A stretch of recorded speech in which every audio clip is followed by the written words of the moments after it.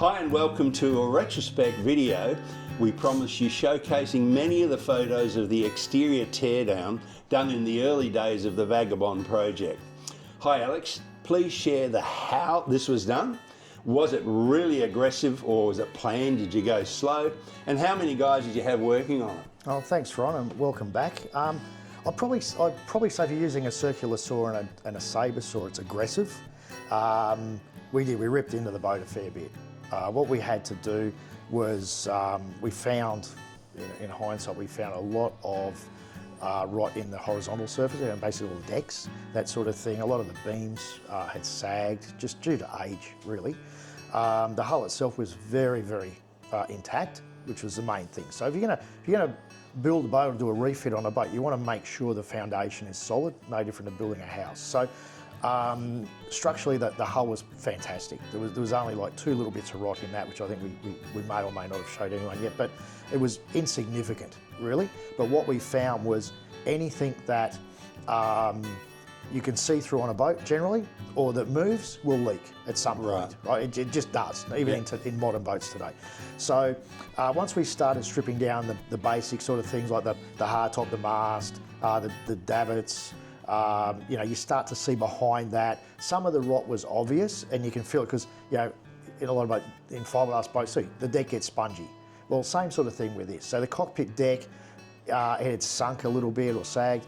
It was a bit spongy in areas, and generally around the scuppers. So the way that they'd done it, well, this vessel is, they had recessed scuppers around the deck, so makes your freeboard deck. They went into a hose, which then went a 90-degree angle, and then there was an outlet on the side of the hull. Pretty much every one of those, the hose had either perished, split, the hose clamp had let go. These were entombed in the deck head of the vessel when you're in the lower deck, and pretty much all the timber around there had rotted. Wow. So, we pulled all of that out. The deck around that area had also rotted. They put the scuppers, I would say, in the wrong place. It's pretty easy to work out where you need to put them. This boat's not flat, so when you sort of look at it from the side, it's got a curved deck or shear, like an old square rigger. It's not a flat sort of surface. So where they put scuppers, they didn't work. So they'd gone and put extra ones in. And they were just as bad because, they've gone and replaced a scupper that was, say, 12 inches by 3 inches with a 1.5 inch through hull. You're right. So, it wasn't moving as much water as what it should have. So obviously the water pools and it starts to rot. Oh. So looking at the photo that you've shown me here, that was where we removed the set of davits off the rear end of the flybridge. And that piece of wood there, we'd also pulled that out, was a section we cut out because it showed signs of rot. And as you can see now from the photos, the wood's black, which means it's rot here. Yeah. It really just breaks down into pulp. There's no structural integrity in any of that. So right throughout the build, the brief was to make it like brand new. Right. So anything that was suspect or a little bit hit, touch and go, it came out. Right. So we spent a lot of time, and you'll see that from the photos, probably at least a year of stripping the boat down. Okay, that's in that first year. Yeah, wow. Yeah. All right, moving on to question 2. When you found that rot, when do you decide to say, stop, we think we can use some of that, some of those beams, or do you just go, no, remove it all? Well, basically, if it's rotted, it came out. If it was partially rotted. How much of that area would you replace? Everything that was rotted. Okay. Yeah, you can't sort of just remove most of it and leave some of it. Yeah. I think it'd be like cancer. You've got to cut the whole lot out. So that's what we did. Everything came out. Excellent. There was wood that was not rotted, but it was worn out. Right. And that was a lot of the deck beams. So you'll see again in some of the photos moving forward that they sagged and they used solid wood. Yep. We replaced those with a laminated beam, which we believe is a lot stronger. Yep. So we used Meranti, which is a good hardwood. We made up jigs because the entire deck of the vessel is cambered. Well, it means obviously it's got a curve to it. So we pre-stressed and we made up jigs. We bent the Meranti, so we would use probably, say, four strips of Mirandy about 3/4 inch thick, and you laminate 4 of those together, and you build up your 2 or 3 inches, whatever it is. You'll see on the photos. Got it. So Sorry. we did it. We colour coded it, so we did every strip a different colour of. It's still Mirandy, but it was just different shades of wood, so you can actually see it. So some of the photos you'll see it. We just did that for shits and giggles, really, but it just means that it looked a bit fancy.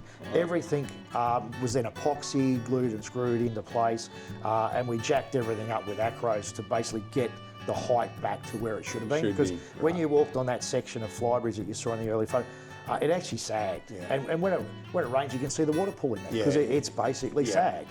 Same with the cockpit deck. That was quite bad. It had a camber this way, but it actually had a whoop in it, and they gone and put another drain where the water was puddling. And it mentioned that earlier. It wasn't symmetrical. It was going, oh shit, it's leaking. We better go put another hole in it. Okay. So they did, and that eventually leaked into the deck as well. Right. Just moving on. Tell us how easy it was to remove the bridge canopy and the sides of the upper deck and the mast. The bulwark. Okay. But most of that was pretty simple. We import a product called D-Bond from America. It's made by Marine Formula. It's designed to break down Sikaflex or polyurethane glue or adhesive. So wherever you've got something bonded, and those are products that are used predominantly in the marine industry, you spray this stuff on, it breaks down the adhesive, it goes gummy, and it allows you to pull the parts apart without being too destructive. So the canopy was bolted on, we unbolted everything, sprayed some D-Bond in there, wedged it out, everything popped apart, and then we got the crane in to lift it off. And the edges of that, I know that.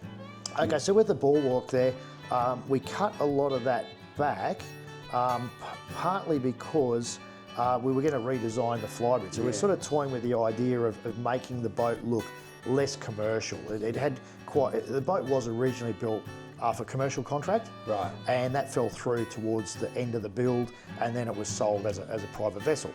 But it still looked quite commercial. The owner liked it, but he didn't really like it. So I think I mentioned in an earlier video about we designed it up on a napkin, literally, and he showed him, and he's gone, oh wow, I love that. Can you put it into a proper plan? So we did. So just in the short term, for safety, obviously, we put some rails up there until we worked out what we're going to do. And later on, there's some photos which shows what you're doing there. And the mast, and before all the Karens get upset, we actually put eye bolts in there with safety Pelican lines, and the boys were strapped to a harness and strapped to the lifeline. So there was no risk of anyone falling over the side. Good. All right. And removing the mast, was that? Same sort of deal. That was bolted right through into the salon deck. So we unbolted all of that, rigged it up with the crane, and same deal. Put some D-Bond in there, wedge it, and pop it apart. All right. We were going to reuse the mast, so at that stage we'd set it aside to be refurbished. One of the things I didn't like about it was that they actually put a hinge mechanism on it, which was done so crudely, and you'll see that if you zoom in on one of the photos. Right. So you could adjust the bibs and bobs on the top. Well, you fold it down, I think, to go under a low bridge. Oh, right. But it wasn't done pretty. Okay, moving on. So many of the photos that I saw show severe cutting back and really rough sanding done. And did you need to always go back to raw original timber? Look, yeah, we did. Two things. You got to cut the rod out, which is what we did. And if you're wanting proper bond, then you got to go back to the raw material. Right. If you're going to try and bond something over the top, it's going to let go somewhere. So we were very particular in following manufacturers' recommendations, and the system we're using, the all grip materials and international paints. It's all from Axel Noble. We want to when we do this work, we want it to last. We want the boat to last another 50 years or more. Right? So, and you've got an owner that wants that as well. So there was no skimping on. If that's the process, that's what I want done. So we used probably some of the most expensive materials known to man, but they are expensive for a reason. And they will last. Yeah, absolutely. All right. And in some of the teardown shots, very early in the piece, areas were sanded, and then again, talking sealing, you'd use resins and paints. Was this just to protect it while the rest of the process was going on? Well, you want to seal the wood, okay? So basically, what you're referring to is the Everjour. So we used, it's an international product, it's an epoxy resin designed for sealing wood. Yep. And then we can then put paint systems and fillers and stuff over the top of that. So what you would have seen there is, there would have been some small patches of rot. So getting back to what you said, we got to cut it out. But if there's a whole big section and there's a little patch, you grind it all out, then you can seal it, then we can fill it and we get bog it. Because ultimately the whole deck, moving forward, got HT9000 epoxy with woven cloth. So it all got fiberglass. So we've gone from a traditionally timber boat to probably more cold molded. It still looks like a timber boat, but we're bringing some modern building materials and processes into it to make the boat a lot stronger and a lot safer. Okay, got it. All right, well, thanks for that, Alex. In the next video, we'll share more photos and info about the teardown of the vessel interior. So stay with us.